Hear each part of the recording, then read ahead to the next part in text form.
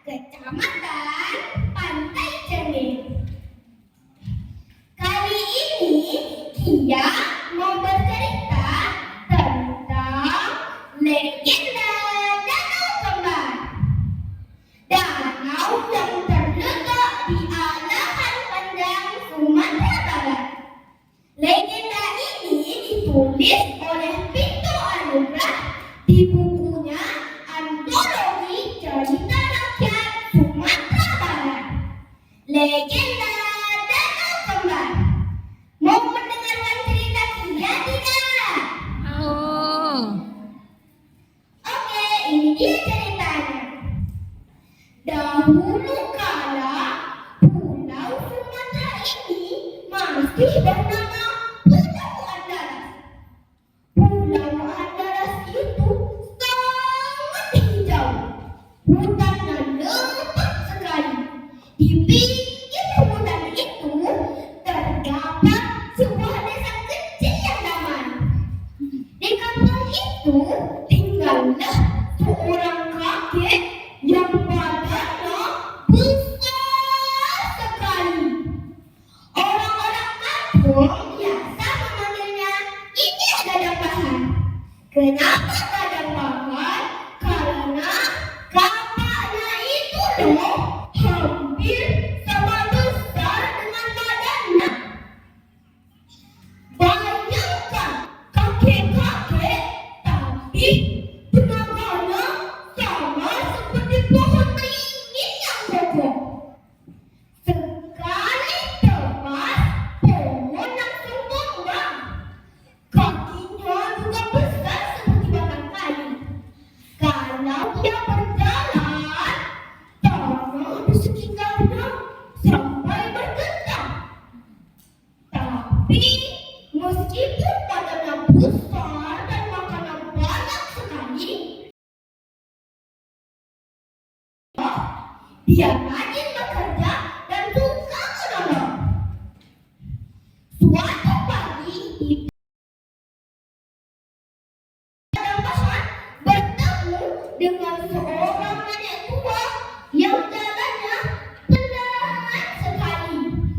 Nenek itu memakai tongkat. Ini jadi kasihan melihatnya. Dia berniat menolong. Di saat ini Gadang Bahar mendekat, tanah nenek itu hampir terjatuh. Tapi ini dengan sigap meneganginya.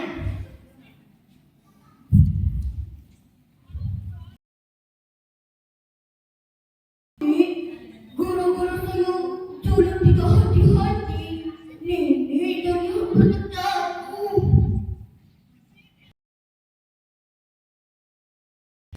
Tidak apa-apa ini. Saya cuma kaget. Saya kira tadi ada gempa bumi. Gempa bumi, Dek? Gempa yang hanya nenek saja yang bisa merasakan. Iya, bagaimana pagi-pagi begini sudah berkeliling?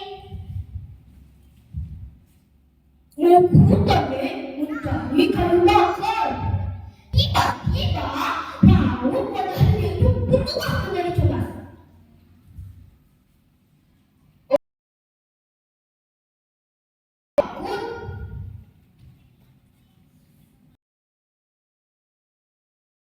Ini dari hutan terdengar suara dengkuran.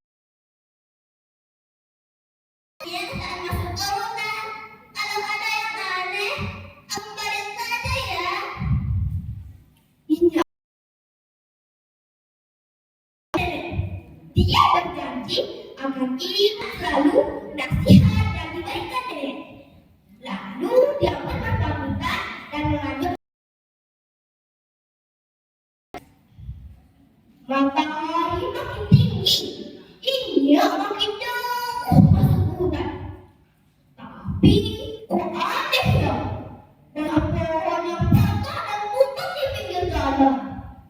Dahan-dahan juga berserakan. Ini jadi bingung. Yang besar, yang dekat orangnya. Dia jadi waspada. Dan tangan namun suara burung itu yang berbunyi indah. Tapi si Joko itu ini jadi penasaran. Tapi dia teringat kembali nasihat nenek. Dia tapi terlambat. Baru beberapa langkah dia berjalan, tiba-tiba ada sebuah mata besar sekali menghadap. Mata itu tajam sekali menatapnya. Tak lama kemudian, beberapa langkah di depannya muncullah kepala seekor naga yang amat besar. Warna hijau menyala. Hidungnya mengeluarkan percikan air dan dengkulannya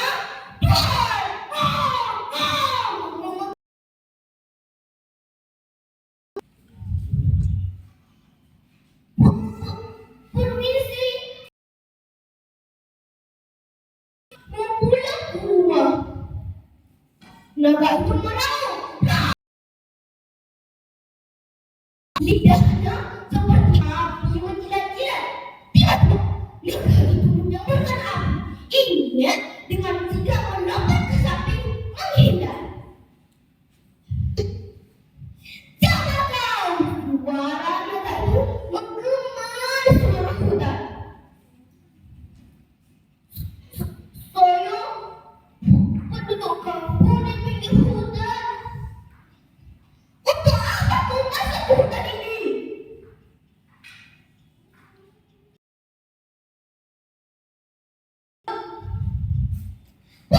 Kau pasti menguasai hutan ini.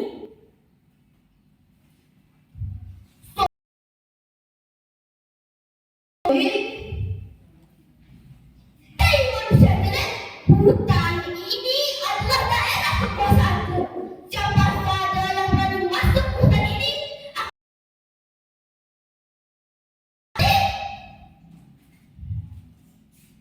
mengerti Naga. Kalau begitu, izinkan saya pulang. Akan saya beritahu penduduk kampung kadang Naga melarang masuk ke hutan ini.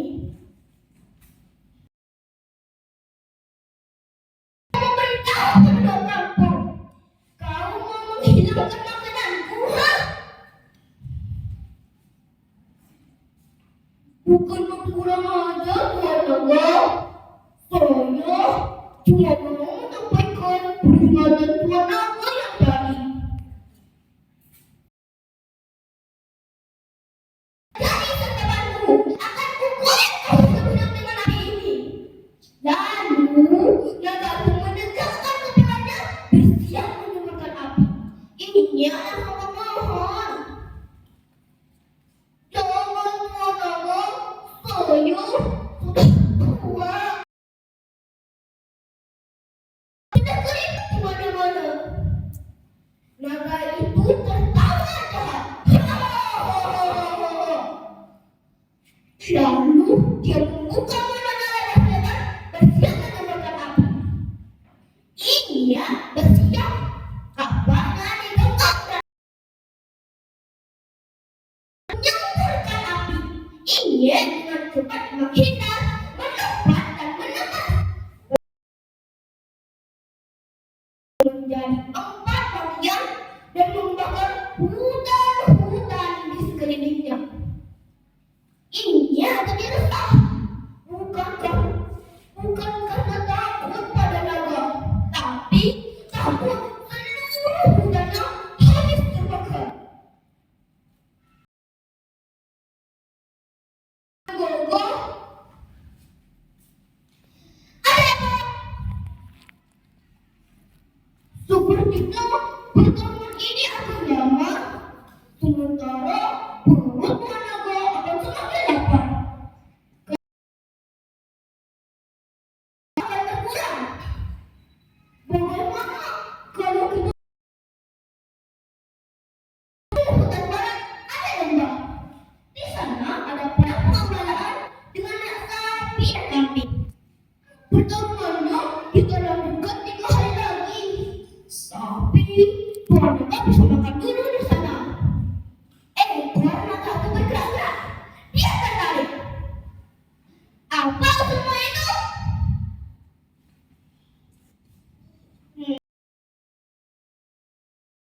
Bertemu di sana. Tapi Tuhan nggak bisa tenang dulu di sana. Maka naga itu berpindah-pindah. Dengan cepat, naga itu terbang menuju padang pengembalaan. Ia dengan sigap memadamkan api di sekitarnya. Piur, piur. Setelah padam, ia dengan cepat pulang ke kampung dan memberitahu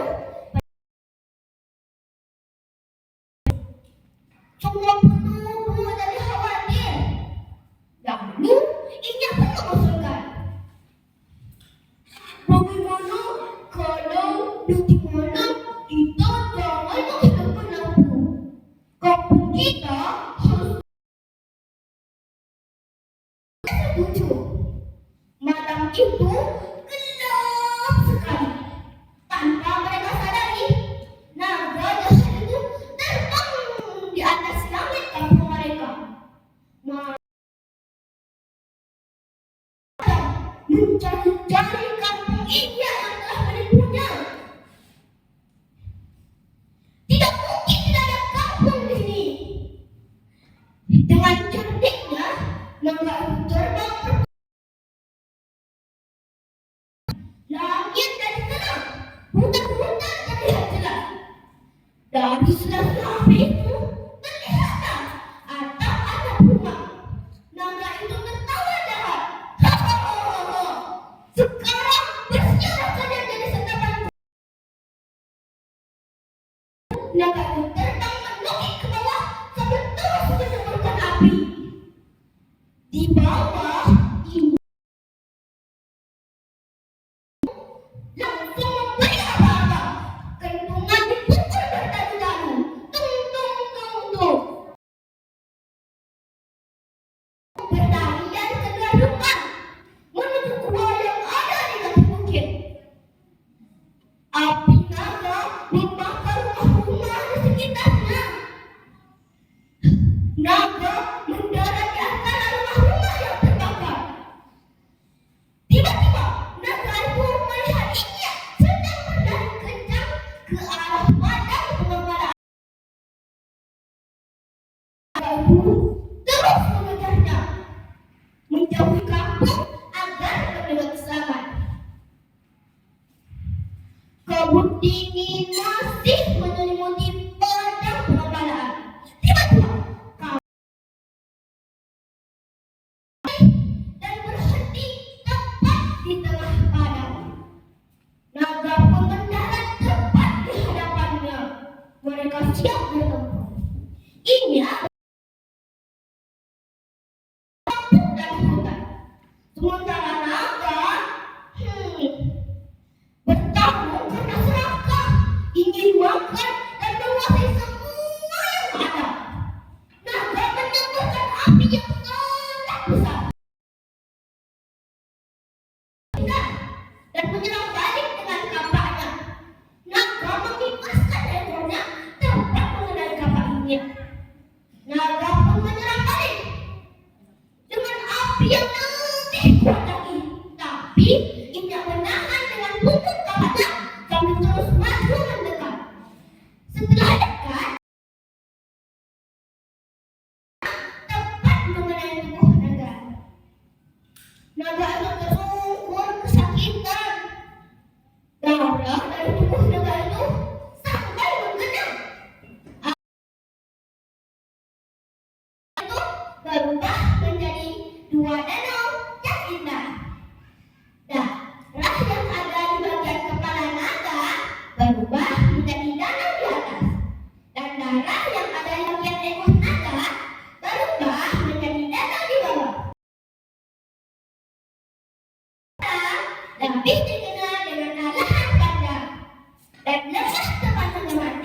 Bisa berteman